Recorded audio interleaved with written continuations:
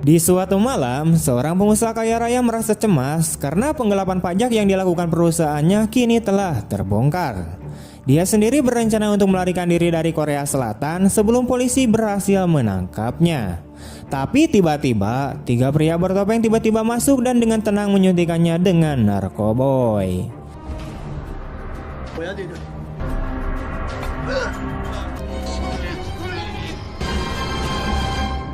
Ternyata mereka adalah narapidana di penjara Sung'an dan merupakan anggota sindikat kriminal yang membunuh demi uang.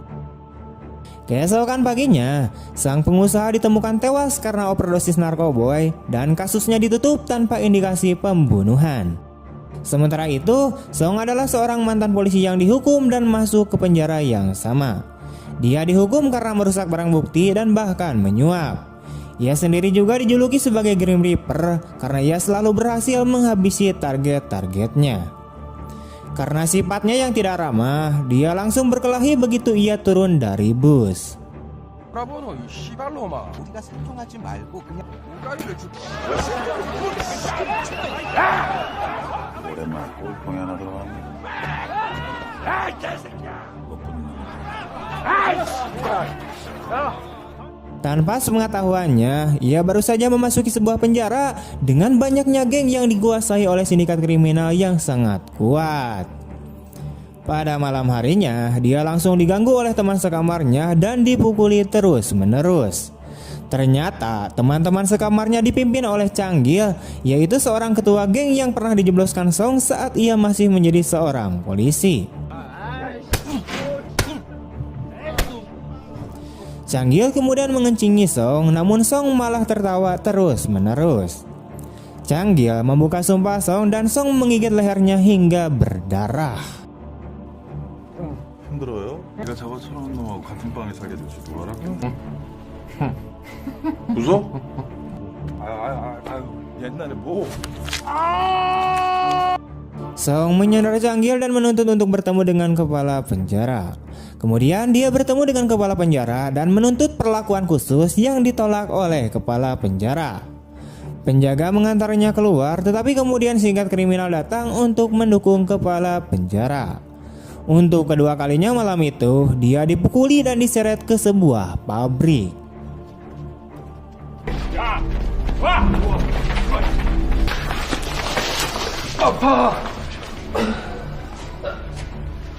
Kemudian Iko, yaitu pemimpin sindikat kejahatan penjara, keluar dan memerintahkan anak buahnya untuk memotong lengan Song. Setelah beberapa waktu, Song akhirnya menyerah dan berjanji untuk mengikuti aturan sindikat. Mereka kemudian membebaskannya dan mengirimnya ke sel isolasi sebagai hukuman. Sementara itu, Iko sebagai raja penjara menikmati perlakuan istimewanya. Dia sendiri dikenal karena kekejamannya memakan bola mata musuh-musuhnya. Cara-cara kejamnya membuka jalannya untuk menjadi orang yang paling ditakuti di penjara, bahkan di atas semua gangster. Selain cara-cara tersebut, ia juga memenangkan hati para pejabat dan narapidana dengan menyuap mereka dengan sebagian uang kotornya. Keesokan harinya, anak buah Changgil kemudian mengeroyok Song. Melihat hal ini, Iko kemudian datang dan memerintahkan mereka untuk berduel. Kemudian duel pun dimulai.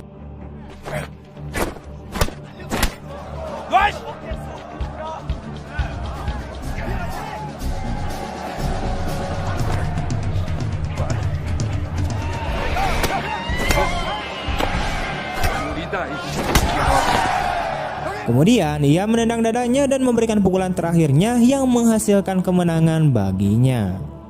Sebagai hadiah, Song meminta untuk bergabung dengan geng Iko yang kemudian diterima oleh Iko. Dia akhirnya bergabung dengan geng tersebut dan menjalani kehidupan mewah di penjara itu. Keesokan harinya, kepala penjara menemui klien Iko untuk menyerahkan hadiah atas pembunuhan yang dilakukannya terhadap pengusaha tadi. Dia juga menyerahkan misi Iko selanjutnya kepada Warden dan dia dengan enggan menerimanya.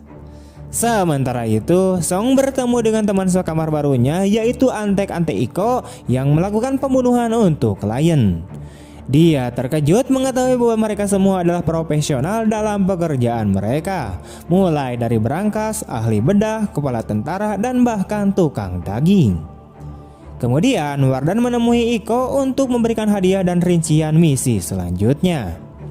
Dengan rincian tersebut, mereka pun merencanakan misi selanjutnya. Mereka bahkan merekrut seorang ahli bahan peledak dari penjara lain ke dalam tim mereka.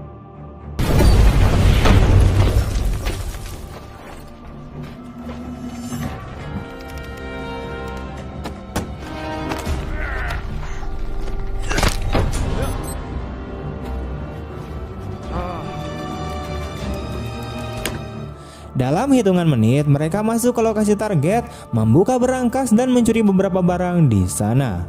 Namun, setelah satu kaki tangan berhasil lolos selama misi berlangsung.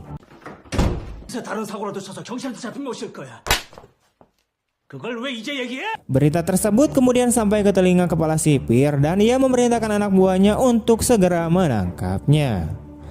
Untuk menambah kesibukannya, kepala penjara juga mengunjungi penjara untuk melakukan inspeksi dadakan.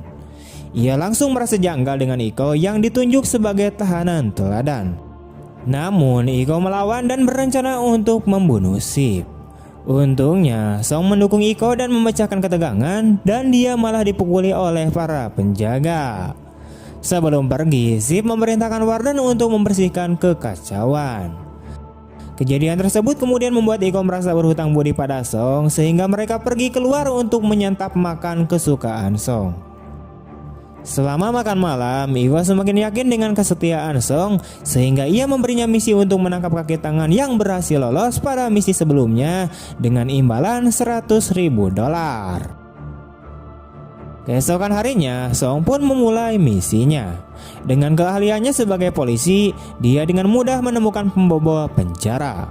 Song keluar dari mobil untuk bergabung dalam pertempuran. Setelah beberapa saat berlari, Song berhasil menyusul dan segera menjatuhkan si pembobol penjara.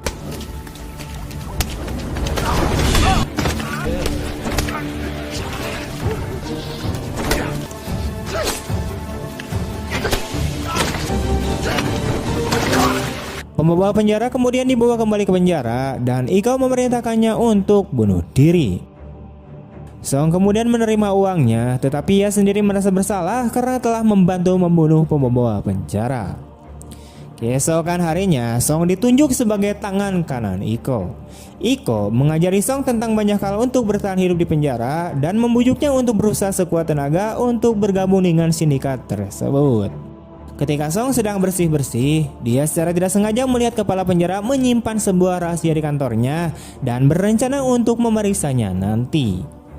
Kemudian Song dan gengnya menikmati barbecue bersama. Sayangnya, ia terlibat perkelahian dengan Lee, yaitu mantan tangan kanan Iko yang iri kepadanya. Iko menunjukkan dukungannya kepada Song di depan semua orang dengan memukuli Lee.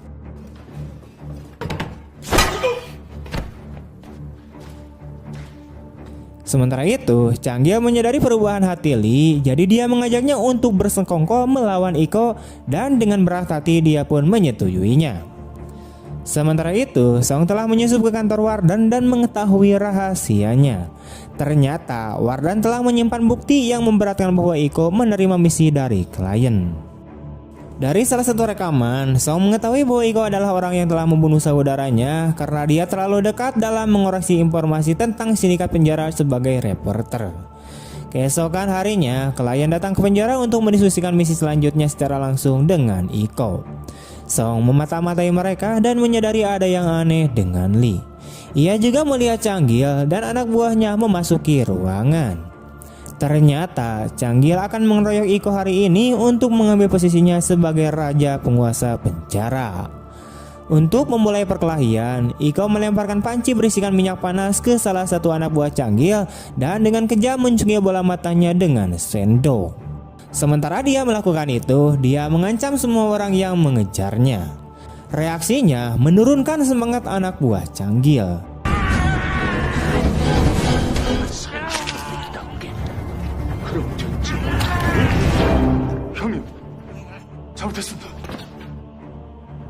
Melihat hal ini, Changgil kemudian meminta maaf diikuti dengan air mata dan pengakuan. Namun, Changgil mengendap-endap dan menikamnya dari belakang.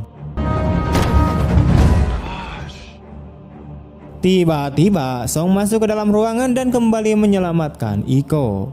Satu persatu anak buah Changgil kemudian berhasil dilumpuhkan olehnya. Song juga menerima banyak pukulan, namun ia terus bangkit setelahnya.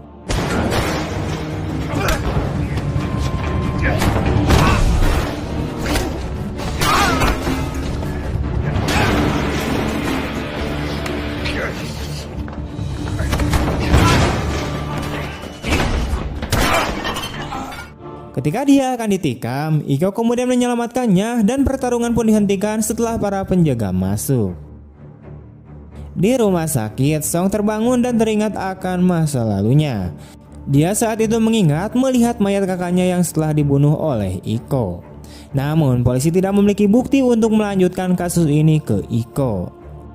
Song kemudian mencoba menggali kasus-kasus lama dengan alibi yang sama, namun atasannya menganggap skenario itu terlalu besar dan menolak usulannya. Jadi dia masuk ke penjara sendirian untuk mengumpulkan bukti dan membongkar sindikat Iko, yang mana hal itu dia lakukan sampai sekarang. Sementara itu, Changgil dipindahkan ke fasilitas lain. Dalam perjalanannya ke sana, para penjaga kemudian menurunkannya di suatu tempat. Tiba-tiba, salah satu anak buah Iko menabrakkan mobil ke arahnya dan membawanya ke suatu tempat untuk dieksekusi. Di dalam penjara, Iko kemudian membasmi pengkhianat. Awalnya, ia mencurigai Song, namun Lee membocorkan rahasia dan memohon untuk diselamatkan. Iko kemudian memerintahkan Song untuk memotong tangan Lee dengan gergaji mesin.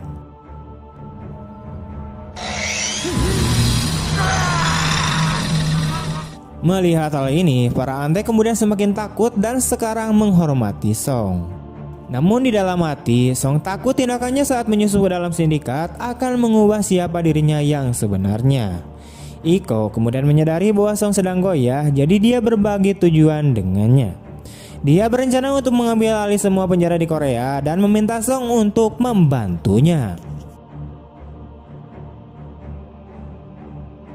Keesokan harinya, Song menemui seniornya di luar penjara.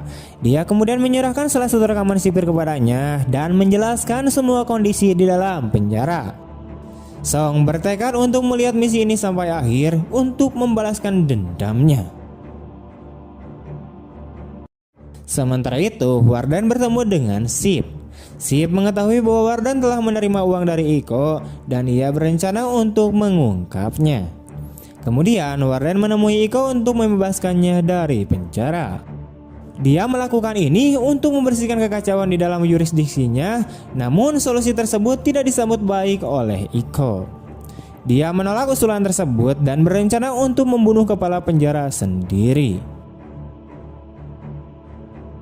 Sekali lagi, sindikat ini memulai misi berskala besar. Kali ini mereka akan membunuh kepala suku di sebuah pengecoran logam. Song menyelinap keluar dan menelpon seniornya untuk menyampaikan rencana misi dan menyiapkan penyergapan. Maka polisi segera pergi ke pabrik pengecoran untuk menyiapkan penyergapan. Setelahnya mereka masuk namun tidak menemukan sesuatu yang mencurigakan di dalamnya. Ternyata Iko telah mengambil tindakan pencegahan dan mengubah titik pertemuan. Anak buahnya kemudian datang dengan membawa kepala suku di dalam sebuah tas dan menjebloskannya ke dalam penggilingan besi tua. Sip memohon untuk hidupnya saat dia perlahan-lahan mendekati ajalnya. Dengan itu, Iko telah membunuh Sip tanpa ada bukti yang mengarah pada sindikat tersebut. Sementara itu, senior Song menerima perintah dari atasannya untuk membatalkan misi tersebut. Namun, dia tidak ingin meninggalkan Song, jadi dia memulai penyelidikannya sendiri. Dalam perjalanan pulang, Iko mendengar tentang penyergapan tersebut dan mengirim anak buahnya untuk mengikuti senior Song. Mereka kemudian menangkapnya dan Iko mengancam akan membunuhnya jika Song tidak mengaku. Mereka kemudian menempatkan seniornya di penggilingan logam yang sama sambil menyuruhnya menelepon. Song akhirnya membuka penyamarannya. Dia berencana untuk menyandera Iko, tetapi anak buahnya mengerumuni tempat itu dan segera memukulinya. Sementara itu, Warren mengetahui tentang penyelidikan polisi dan menyadari rekamannya yang hilang. Dia berhadapan dengan Iko dan mereka berkelahi. Namun dia tidak dapat menembaknya dan Iko berhasil merebut pistolnya.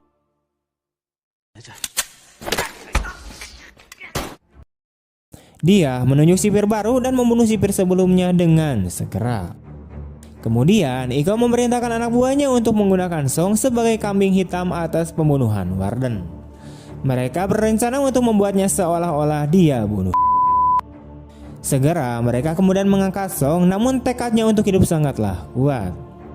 Salah satu antek kemudian mengaguminya dan membantunya untuk melarikan diri.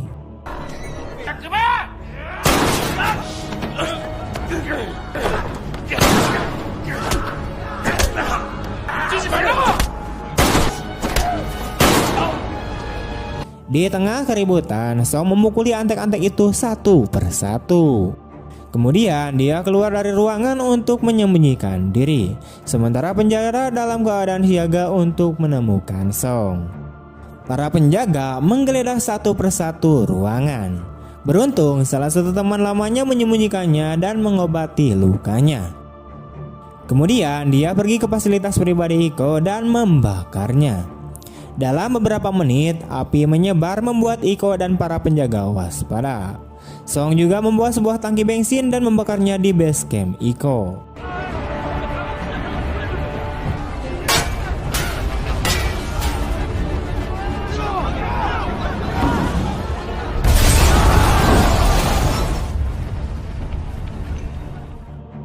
Kemudian semua penjaga dan narapidana bekerja sama untuk memadamkan api. Namun api itu terlalu besar dan usaha mereka tampak tidak berarti. Tiba-tiba Song menampakkan dirinya dan mengajak Iko untuk berduel. Iko mengambil sebatang besi dan menerima ajakan tersebut. Pertarungan pun berlangsung sengit dan menegangkan saat mereka saling mengalahkan satu sama lain. Setelah beberapa waktu, Song kemudian berhasil mengalahkan Iko dan mempermalukannya di depan anak buahnya. Sementara itu di luar, polisi juga disiagakan oleh kebakaran sehingga mereka masuk ke dalam penjara dan mengepung tempat itu. Di atas menara, Iko kemudian mengeksploitasi luka Song dan keadaan berbalik sekali lagi. Untungnya, polisi memperingatkan Iko untuk menyerah. Namun dia termakan oleh ambisinya dan tidak berencana untuk menyerah.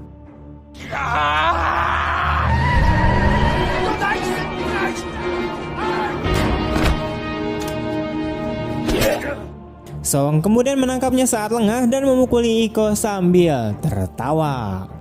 Song berencana untuk mengakhiri hidup Iko, tetapi atasannya datang dan mengingatkannya tentang siapa dia sebenarnya. Song kemudian menyelamatkan nyawa Iko, tetapi dia menggunakan kesempatan itu untuk memukuli Song.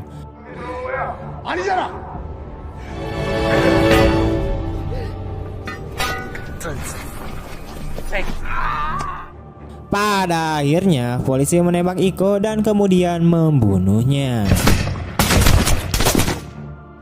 Song pun merasa lega melihat pembunuh saudaranya dihancurkan oleh tangannya sendiri. Sindikat tersebut kemudian dibubarkan setelah itu dan akan diselidiki. Klien juga telah ditangkap dan semua kasus-kasus dingin yang telah ditangani Iko akan dibuka kembali. Namun Song juga akan menjalani hukuman penjara atas tindakannya selama bergabung dengan sindikat tersebut, dan ia pun menerimanya dengan lapang dada. Dan akhirnya Song pun menjadi raja penguasa penjara yang baru. Tamat. Oke teman-teman, sekian dulu untuk video hari ini. Bagaimana tanggapan teman-teman tentang film ini? Tulis di kolom komentar. Dan jika teman-teman mempunyai rekomendasi film selanjutnya untuk kita bahas, silakan kalian tinggalkan jejak berupa komentar. Jangan malu-malu, silakan kalian tulis di kolom